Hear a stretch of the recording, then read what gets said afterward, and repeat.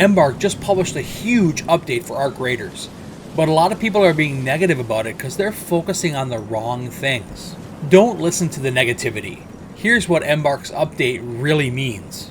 Embark said they want to start giving us more transformative updates, and that a monthly update cycle is not compatible with that.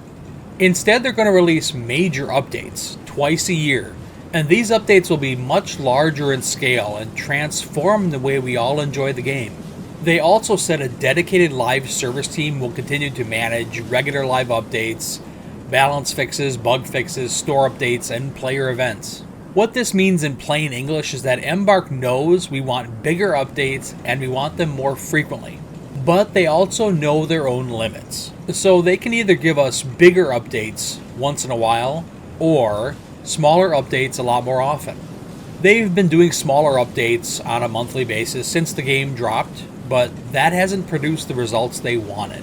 So now they're going to try giving us much bigger updates, but we're going to have to wait 6 months between them. These bigger updates are going to have a much larger impact on the game than the monthly updates have had so far. And even better, Embark is telling us they have a lot of big ideas for what they want Arc Raiders to look like over the coming years. And that's right, their plans cover years, not just months, which is a really good thing for Arc Raiders fans. Then Embark tells us that this change will allow them to invest more deeply in the health of Arc Raiders. From player progression and economy balancing to fair play and anti-cheat efforts. This sounds really good, and it is. But what they're really saying is that the monthly updates have been taking too much of their time, and they want to spend more time working on how Raiders grow and change over the course of time, how the in-game economy works, and even ways to reduce cheating in the game, which is really good.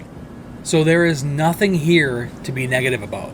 Embark has been listening to the community and paying close attention to their data, and they're making the changes that they believe will keep Arc Raiders players coming back long into the future. Then Embark told us about the next big update happening in October. It's called Frozen Trail, and it's going to include a new map. It'll be the biggest map in the game, new arc with fresh designs and AI behaviors, a new Raider progression system, which is going to give us more options for how to level up. We're going to get lore. We're going to get some lore. We're actually going to be diving into the lore behind the arc and why the world is how it is, which I think a lot of people are really going to enjoy. We're going to get skill tree improvements, which probably means more options and different ways to build out your Raider, and new weapons, loot, and cosmetics, which you always got to have. This part is pretty straightforward and all of it sounds really good to me. But some people are focusing on the fact that this isn't happening till October. What you need to understand is that Embark is not a huge studio, and they want to use the resources at their disposal, the limited resources they have, to make sure they don't do anything that'll ruin this massive success that they've earned. So they're going to take their time, and they're going to give us the big updates we want. And next week we're going to have a new trader. He becomes available when you reach level 25, and he offers unique rewards, rare items, cosmetics, in exchange for giving him your high value items. He'll also even ask you to go and find rare items that you can trade with him.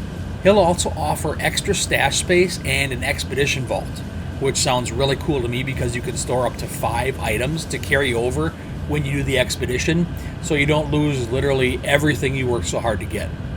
Embark is adding this new trader because the vast majority of Raiders are not doing the expedition, and they want to offer something of added value to all of those players as well. Everything I see in this blog post is positive.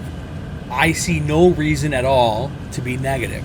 You should go read it for yourself and form your own opinion, so I put the link in the description of the video. But just keep in mind that a lot of people are negative on social media because it gets them more clicks and more views, and in many cases, more money.